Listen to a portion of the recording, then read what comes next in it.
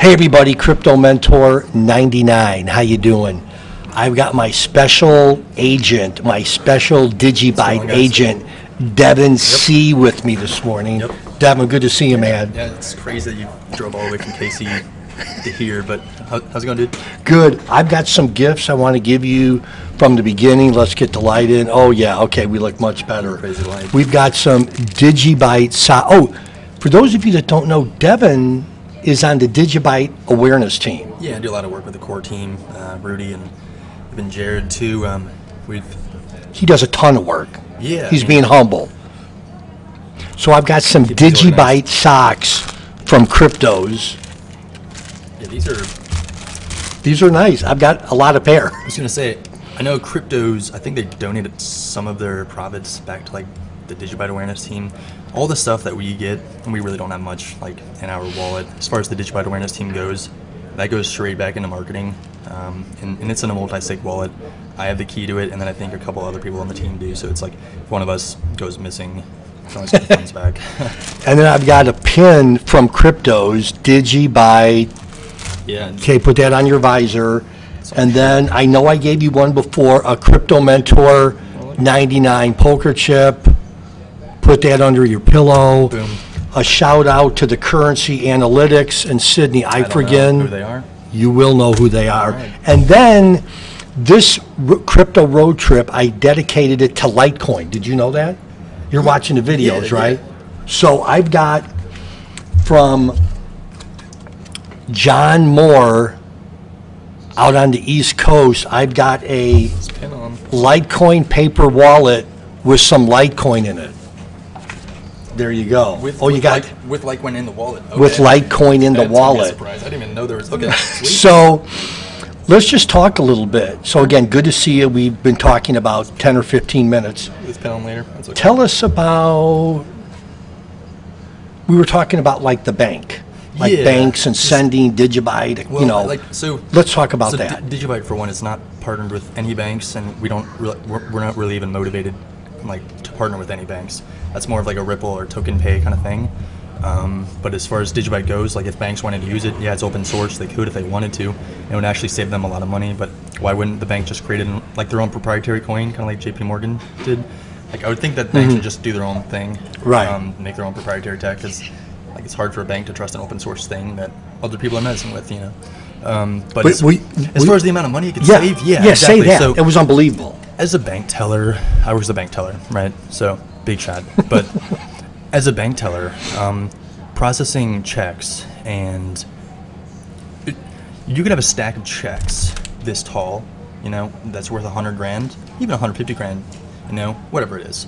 And then, but those have to go through a physical scanner, and the date you have to make sure that the date's correct. Okay. It's not post dated or stale dated, so it's not too old or like it's not too old of a check. You got to make sure that it was written by the right person to the right person. Make sure it was signed and endorsed on the back. The check also has to be in physical, like good condition, like it has to work. It has to be scannable, like if it gets wet, it's not going to really work. Yeah, so. But the amount would be. It takes like 3 hours to go through. Like some days I'll have a stack of checks this big that someone drops off, and I got to just kind of put my sign up and say, okay, don't bother me while I process these checks. It goes on for like 3.5 hours, and it's like, okay, nice. The bank had a 50 grand deposit, and it took 3 hours. Like, why are we still doing that?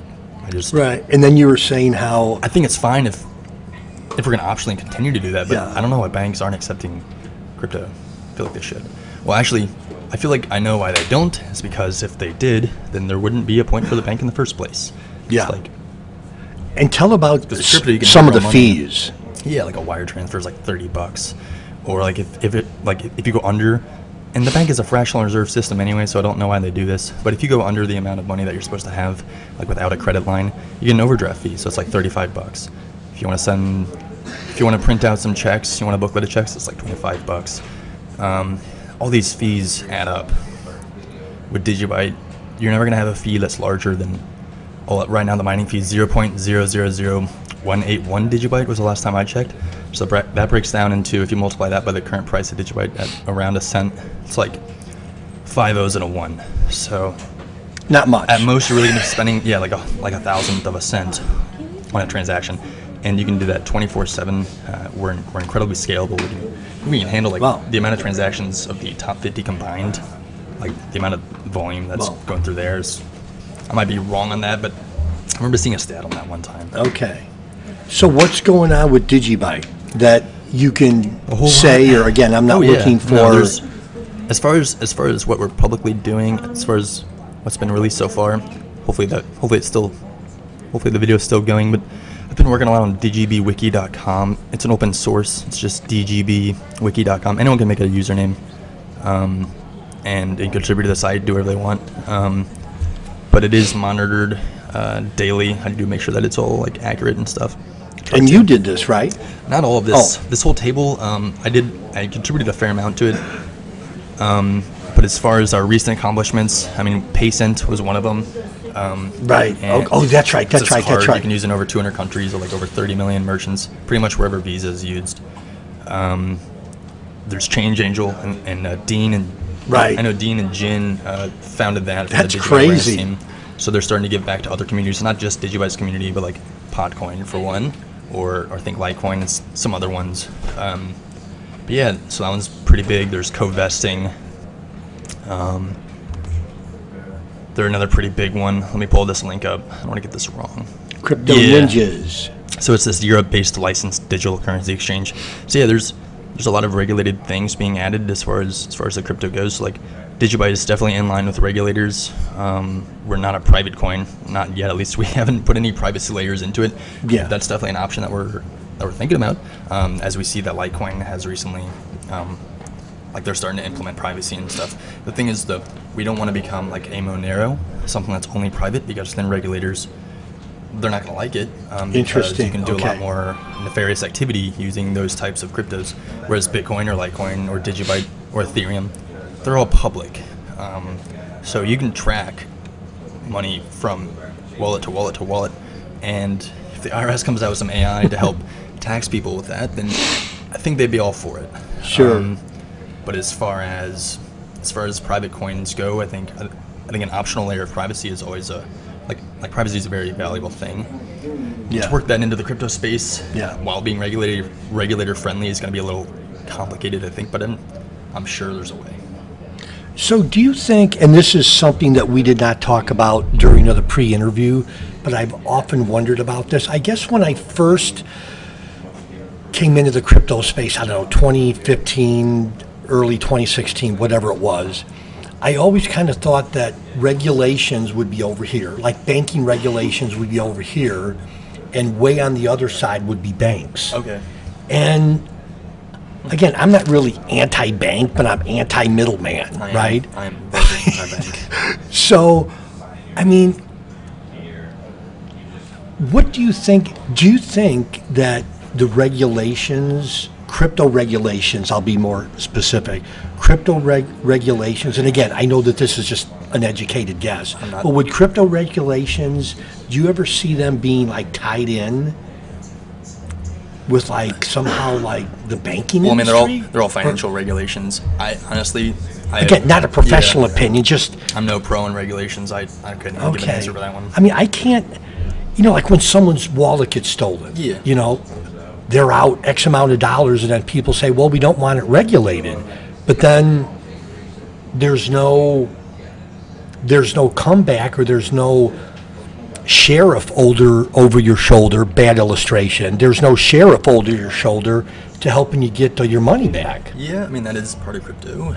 If you, no matter who you are, if you find a private key with the money on it, so say you had $1 million or $1 billion on some Bitcoin private key or something, and you died and it was in your pocket and someone walked by, pulled it out of your pocket, well, you don't need an identity to sweep that money. You can take that private key and you can leave your country and go be a billionaire in some other country. You know what I mean? It's like, it's not like finding a credit card, or you know what I mean, or finding like a ton of cash. Right. So that's a lot harder to move around. And with crypto, even you could go across borders without people even knowing that you're holding on to crypto. You could just write the code down in some book, put the book in your suitcase, and that's your $1 billion right there. No one knows about it. That's the cool part about crypto, like the cryptography part of it. Yes, the literal. Agree. But the part that I wonder about sometimes, and again, I don't know, I don't have a solution. I'm always wondering about things, is that, you know, again, I don't even know how to articulate. I mean, someone's money gets stolen, and there's really, I mean, that's kind of the double-edged Well, it's sword good to- of decentralization, because you're generate- out the money. you gotta You're out the generate- fiat. I mean, you're out the Well, tokens. it's like fiat too. Like if you lose your wallet, yeah, someone could swipe your debit card, take everything off it. But like as far as crypto goes, it's like I just recommend generating. Like really with crypto, yeah, like the private key. If someone gets a hold of that, it's gone. Your stuff's gone. But at the same time, you don't really own your crypto if you don't own your own private keys. So it's kind of a catch-22 there, maybe. Yeah. But I recommend just generate your own private keys offline, in a program that you trust, that you've used already, that you've like tested out. Okay. Like generate a private key, and then that'll be paired with a public address, of course. Send like $1 or like a cent to that to make sure it works, and then sweep that private key to make sure that the program itself works, and then just kind of repeat that process, but with an actual private key you want to send a lot of money to, or an actual one that you want to use. Okay. You know. Okay. Well, let's kind of end just with what I this. do. No, well, you're smarter than I am. Let's kind of end with this. Let's just talk about DigiByte now, Yeah. and just some basics. So, where would you? Again, don't want to put you on the spot, but I'm putting you on the spot. Sure. Where would you direct someone that's new to go and maybe buy DigiByte, or As far as- what's a good okay, wallet so- or wallets? So DigiByte's an open source. It's decentralized. It's not controlled by any corporation or any single person. Kind of like Bitcoin. Bitcoin's stagnant, but DigiByte is not stagnant. We're always building new things. It's kind of like the evolution of Bitcoin in a way, in my opinion. But Bitcoin's here to stay, I think, as far as the standard goes, as far as a gold standard of crypto. I just can't. Well, I don't know. Yeah. So as far as researching DigiByte, I would say just the website itself, digibyte.io, and then do your own research as far as like, just look around. You know, don't just go to one website to get all your info from. And as far as buying it, it's really up to you. The DigiByte, like digibyte.io doesn't sell DigiByte. You know what I mean? Like Yes, just like right. Like the Bitcoin Foundation or the Litecoin Foundation or the Ethereum Foundation. I'm sure they have their own websites. They don't sell that crypto at that website. Got to buy it at some exchange that has it and is willing to sell it. So like Change Angel, for one, you could do a swap between like Litecoin. And I'm going to put all these links below, by the way. Yeah. You got Change Angel. Let me actually pull this back up. Let me pull back up dgbwiki.com. There you go. It's gonna make this a little easier. Yeah, I'm still waking up. Okay, here. All right, so we've got a fair amount. Exchanges. Another swap is EasyRabbit.net. Oh, that's right. I forgot about that one. There's Coinfield, so they're a Canadian one. They're gonna have DigiByte to USD to XRP. SimpleSwap.io. That's another like shapeshift type swap exchange. You've got some in CloverDex is one in the United States. They're going to be selling DigiByte with a USD pair, and then if you want to buy DigiByte right now with the United States dollar, VertBase is what I would recommend. They've been pretty awesome so far as far as the company. They've been pretty supportive of our community of DigiByte itself. Yeah, they've got like Litecoin, Bitcoin, DigiByte, Ethereum, some other things. But yeah, they've VertBase is what I would recommend. So now I got to brag on this little guy, okay? I call myself a little guy, but this little guy is on the DigiByte awareness team. How many people are on the DigiByte awareness team? Not many. 22? Well, not many. Compared to the global population, not many. Well, like in a decentralized community, like titles don't matter at all. Like there are people who do way more work than I do, and I don't really do that much work, you know. But there are people who do way more work than I do who no one knows about because they're just coding on GitHub, you know. Right, sure. They're just doing their thing and contributing, and no one's, you know, like, it's cool. Like, Well, I got to brag on Devon you C. can hop in and hop out, you know, like there's no obligation. Yeah. I'm not paid to do this stuff. There's no obligation. I could just stop doing whatever I'm doing and not never come back and then go to some other community and do the same thing.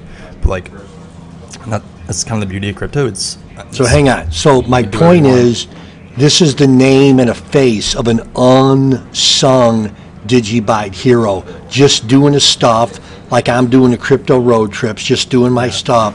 So Devon C., I appreciate it, and when I come back through town, can we visit again? Yeah, definitely. All right, see you later. Bye-bye. Yep.